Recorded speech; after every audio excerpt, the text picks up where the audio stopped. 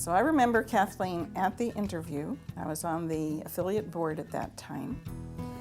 And she was young, very gorgeous, and subsequently the board went ahead and said, this is a real risk. As I was young at the time, it seemed natural. And now I look at it and say, wow, the ACLU really was being led by somebody in their 20s, maybe early 30s. She's been on the Citizens Opposed to Government Spying. She did an extremely good job with that. Her background was really interesting. She grew up in Idaho. She could ride a horse. She could shoot a gun.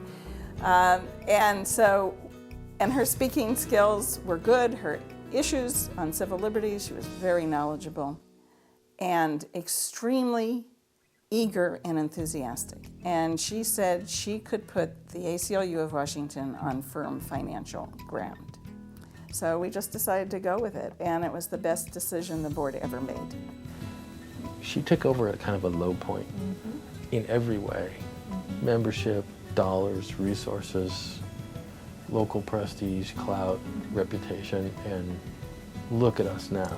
And she managed to sort of really put it on the map. It was a small affiliate, it's now really considered a large affiliate.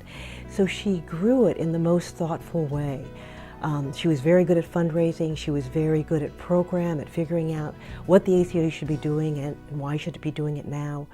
And she was good at sharing that information with others. So she both thought about the program and she thought about the structure, and then she thought about how you raise the money to support it. The ACLU Washington has been on the cutting edge of many of the issues that we are now dealing with at the national level. The work we're doing on drug policy issues, the Washington office has been very much front and center on those issues, and the fact that Washington is a cutting edge state on drug policy issues is notable because of the work we've done at the ACLU Washington. The concern for racial justice, the voting rights of former felons, that work was work that Kathleen took up long before the national office took up. I talked to her about her family disenfranchisement case in Washington, and you're talking to a passionate advocate. She feels it in her bones. And I think what's remarkable about Washington State is that people don't realize that it's not only about the latte-sipping Seattle. There's that whole other part of the state, that red part of the state, that we have been able to be effective in. We've been able to find allies. We track what's going on the ground there. And so it's a remarkable operation with enormous breadth and complexity that she's built. Kathleen Taylor has been a tremendous godsend leader for our community. She's not threatening or arrogant about the way she carries out her work, and as a result, she's always had respect and support from many parts of the community that people didn't think the ACLU would ever get.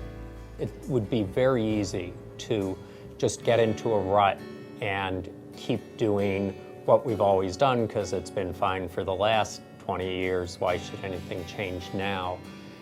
And I see exactly the opposite in Kathleen. She's always pushing for new issues to get involved in. What's the next frontier of civil liberties that we need to not only speak up about, but actually do substantive work and help shape public understanding in the law.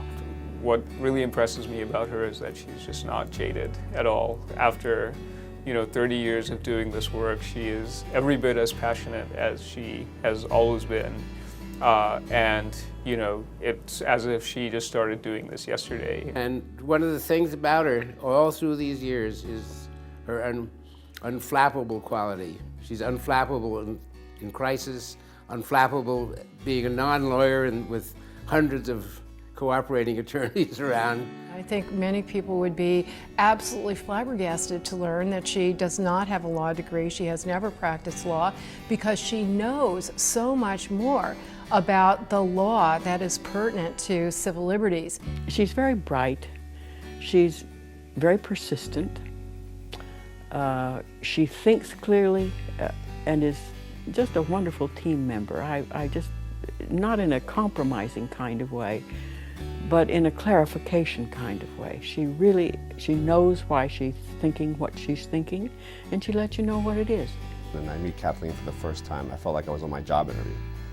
And from the beginning, I could tell that she was going to be a great partner.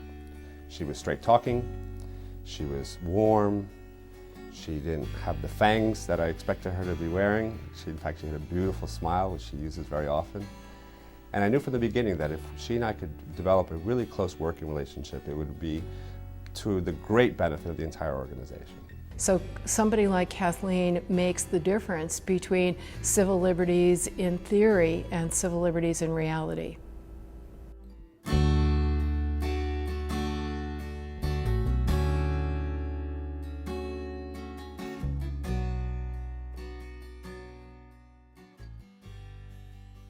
How do you feel about having two mommies? Yeah. Yeah, my two moms. We are your two moms. I feel happy. You feel happy?